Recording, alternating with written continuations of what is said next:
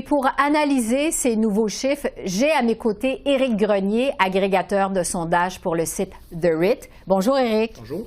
Donc, si des élections avaient lieu aujourd'hui au Québec, la CAQ serait en territoire minoritaire. Jusqu'à quel point c'est une surprise?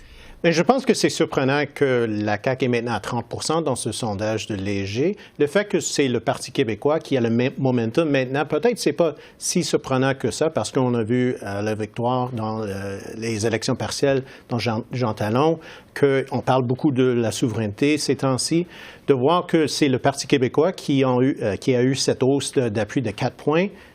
C'est tout aux côtés de la CAQ que ça s'en vient.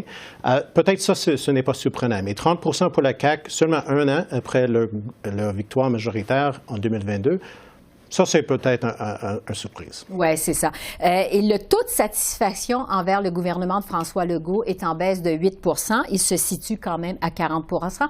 Qu'est-ce qui explique ça? Est-ce que c'est surtout la promesse brisée du troisième lien? Je pense que oui, mais c'est pas parce que les Québécois voulaient ce troisième lien, c'est juste le brise de confiance entre les Québécois et François Legault, le fait que le gouvernement a promis quelque chose pendant la campagne électorale et maintenant il veut faire quelque chose totalement différent, mais maintenant il pense aussi que peut-être ils vont renverser leur renversement de leur décision. Je pense que c'est pour ça qu'on voit que le taux d'appui pour François Legault personnellement a baissé. C'est une question de leadership et je pense que c'est derrière la baisse d'appui pour la CAQ qu'on voit dans les sondages. Oui, et cette baisse d'appui, évidemment, ça profite au Parti québécois. Même le chef Paul Saint-Pierre Plamondon devance François Legault à titre de meilleur premier ministre. Qu'est-ce que les Québécois aiment chez Paul Saint-Pierre Plamondon? Je ne sais pas exactement. Peut-être c'est cette question de l'intégrité, le fait que Paul Saint-Pierre Plamondon, il parle un peu librement, on peut dire ça.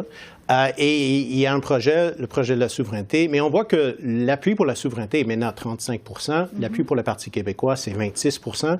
Donc, ce n'est pas seulement les souverainistes qui sont derrière le PQ, ce n'est pas seulement à cause d'un hausse d'appui pour la souveraineté qu'on voit que c'est le PQ qui est maintenant deuxième dans les sondages. Donc, je pense que c'est la question d'intégrité. Et pour les Québécois francophones nationalistes, le PQ est maintenant une meilleure option que la CAQ était. Oui. Donc, l'appui à la souveraineté est à 35 % au Québec. Est-ce qu'il y a un potentiel d'augmentation de l'appui à la souveraineté? Il y a toujours le potentiel, surtout si on parle souvent de la souveraineté, comme on voit maintenant dans les dernières semaines. Mais c'est intéressant de voir les chiffres par âge. On voit que les jeunes sont toujours moins favorables à la souveraineté que les plus âgés. Et ça, c'est un problème. C'est le problème pour le Parti québécois et le mouvement souverainiste depuis des décennies. Et ça va être le défi pour Paul Saint-Pierre Plamondon, c'est d'hausser l'appui pour la souveraineté et le Parti québécois parmi les jeunes, parce que, évidemment, c'est le futur pour le mouvement souverainiste, mais aussi pour le Parti québécois. Et au moment où on se parle, les jeunes ne sont pas là, ne sont pas favorables à la souveraineté. Pour ce qui est des libéraux, maintenant, évidemment, les déboires des libéraux au Québec font les manchettes depuis un bon bout de temps. Les francophones ont pratiquement complètement déserté le Parti libéral du Québec. Est-ce qu'il y a du mouvement chez les francophones?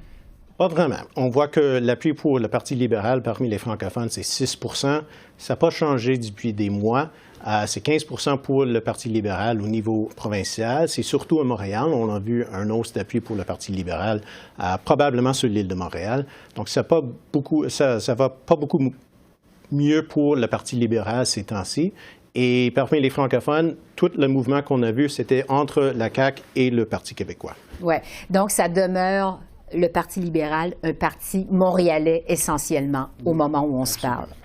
Je termine sur la scène fédérale parce que ce sondage léger nous montre que c'est maintenant une course à 3 au Québec, Parti libéral, Bloc québécois et Parti conservateur. Jusqu'à quel point M. Trudeau doit s'inquiéter de la situation au Québec?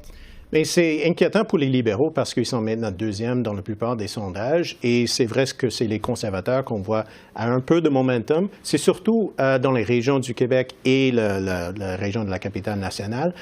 Au côté des sièges, c'est probablement pas un problème pour les libéraux parce que la plupart des sièges au Québec où c'est les libéraux qui ont des députés, c'est entre le Bloc et les libéraux. Mais si on voit qu'un hausse d'appui pour le Parti conservateur commence à miner l'appui pour le Bloc québécois, ça pourrait être une bonne chose pour le Parti libéral. Mais maintenant, c'est une course à trois et je pense que c'est le Bloc québécois qui probablement devrait être un peu inquiété de voir la hausse d'appui pour les conservateurs. Pourquoi? Parce que c'est surtout entre ces deux partis-là qu'on voit du mouvement, entre les Blocs et les conservateurs. On a vu que Pierre Poilievre a attaqué le Bloc québécois et on voit maintenant que c'est le Bloc québécois qui attaque les conservateurs. Donc, clairement, il y a quelque chose qui se passe entre ces deux. Éric Grenier, merci beaucoup. Merci à vous.